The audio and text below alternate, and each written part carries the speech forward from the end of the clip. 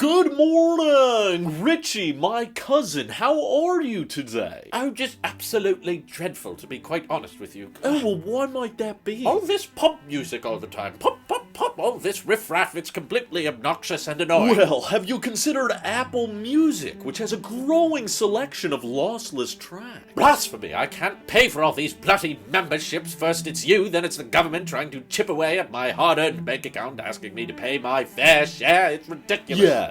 Yeah, I can see how that upsets you, but I'm sure you enjoy our products. Ah, yes, Tim, your newest iPhones are more yellow than the dandelions in my shrubberies. And I'm sure you only want the best of the best when you're listening to music all day. Quite right, my southern friend. Yours truly only wants the best of the best. Then why not sign up to Apple One Premier to get the best Apple has to offer? You drive a hard bargain, my dear friend, but only because you convinced me to buy Apple stock all those years ago. Yes, I did. And if it weren't for your stock advice, I'd still be slaving away at that old steam engine back in Manchester. Well, you're very welcome for that. But to be honest with you, dear boy, I'm not sure if acquiring those yellow iPhones was such a great idea if all of this chit-chat across the subreddits I'm in is accurate about some kind of new porthole joining the Ultra iPhone later this year, just a mere months away. Well, like I said, Apple Music has a growing selection of lossless tracks, so just make sure you sign up before we raise our prices again. Oh, alrighty then, Mr. Macintosh Farmer. I'll call up Alfred and tell him to sign up to your finest Apple One plan faster than you can say tea and biscuits.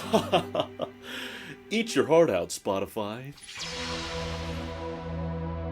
So it was rumored to happen for years, mostly because Apple told us it would happen, but way back in 2021, Apple acquired a classical music streaming service and said that in 2022 they would release a revamped version of Apple Music specifically just for classical stuff, and obviously it took a bit longer than they thought, but now they've announced it and unveiled it and kind of explained how it works, and basically it's not going to be available until March 28th, but we know a lot more about it now. We know that the treble clef is the app icon, the most crucial detail, and we can see how the user interface actually works. So for one, the Now Playing tab doesn't have like an animated background like the regular Apple Music app, because I guess colors are exclusive to modern music. Classical people either like a black background or a white background, and that's it. It's got a bigger emphasis on Apple's New York font rather than San Francisco, because I guess San Francisco just isn't classy. And as far as we can tell, Apple Music Classic will only be available on the iPhone for now. It's not coming to Android until later, and there's no word on if there will be a version for iPadOS, because of course Apple Music Classic app on the iPad would require the iPadOS team to do work, which they quit doing years ago. So in time, I'm sure it will be available down the road, but yes, we're still getting spatial audio support here. We're getting lots of footnotes and editorials and curated playlists for people, but no Apple Music Classic Radio at this time, which is kind of bizarre. But it seems like Apple's doubling down and going all in with this classical streaming service, because they have like custom artworks for the different artists and composers that you're going to be listening to, and still of course supporting lossless high-res playback, which is nice, and it's included at no additional charge if you already pay for Apple Music. However, Apple Music Classical does not count in the Apple Music voice plan. That is just for accessing regular Apple Music, I guess, through Siri. But yeah, you're going to need the full-on regular Apple Music subscription in order to access Apple Music Classical. Now, simultaneously as Apple is debuting this, Spotify just shared a huge announcement, which is that they're kind of redesigning their homepage in a pretty major way to have a bigger emphasis on videos and pictures, and they're kind of going after that Snapchat stories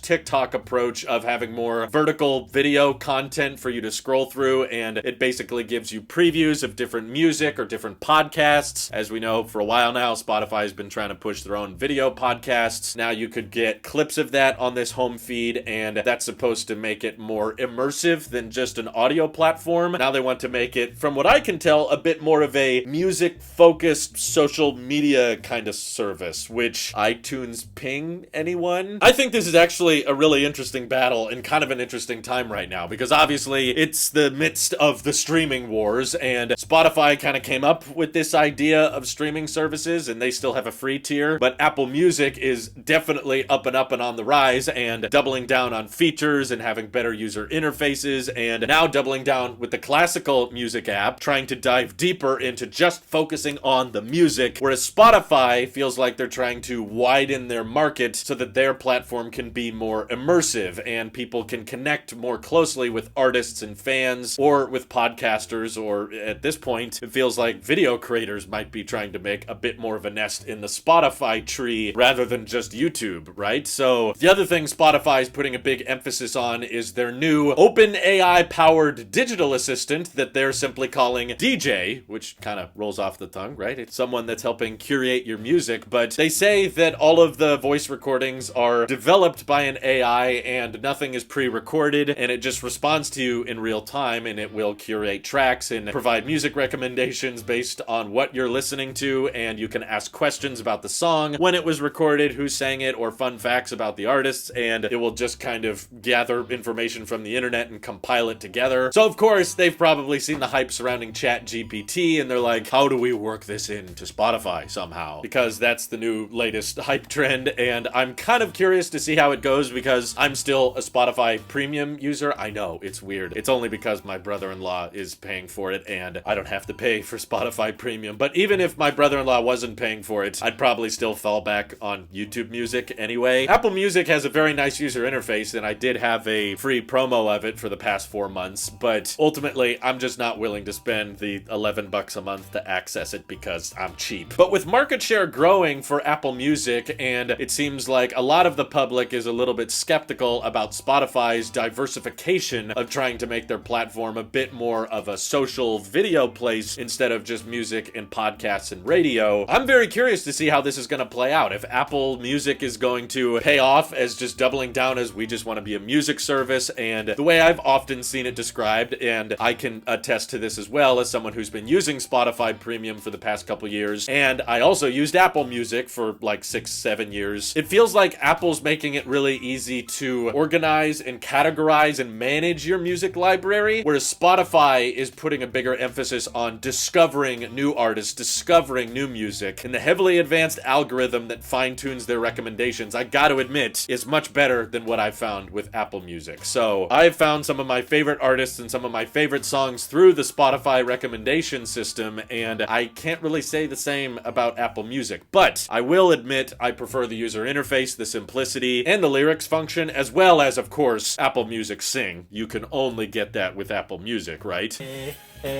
Under my umbrella. The lyrics functionality on Spotify just doesn't feel as clean or as intuitive. Ultimately, at the end of the day, I think both of these streaming services are providing still very compelling services. Like, I think we take it for granted now. For one membership every month, that's pretty reasonable. You basically have access to all the music ever recorded, which is kind of mind-blowing, and we're just kind of used to it now. But I think you should just go for the one that you can find for cheaper. So some people get Spotify Premium included with their Netflix subscription, or some people get it cheap with a student discount, and I've heard others say that through their carrier, whether it's Verizon or T-Mobile, they get Apple Music through that. Whatever you can get it cheapest with, either is going to be fine, and whichever one you're on, just appreciate the advantages. If you're on Spotify, appreciate the fine-tuned recommendations, and hopefully this new social media aspect of posting more vertical videos and connecting with artists will be engaging and maybe set Spotify apart more from Apple Music, which is good. Or if you currently have Apple Music, focus on how simple and clean and easy that user interface is, and maybe you want to get more into the classical streaming game, you can now. Both, I think, are doing pretty good jobs, but who do you think is going to be the music industry streaming leader within the next couple of years? It's kind of fascinating to watch both of them have completely different techniques. I tend to think that Apple's probably handling it right because they're paying artists a lot more than Spotify is, and yes, that's because Apple has other revenue streams like the iPhone that enables them to be a lot more cost competitive than Spotify can, but it seems like Spotify's still got a few tricks up their sleeve, especially with incorporating a OpenAI powered digital assistant, and maybe a conversational aspect to the music streaming service will help it feel more unique and a bit more personal than what Apple Music is going for. Where do you see all this going? Feel free to let me know down in the comments below, and thank you to everybody supporting this channel directly. Seriously, helps us out a ton, as does just watching these videos, so thanks again. This is your Alp Sheep here, and I will see all of you in the next one.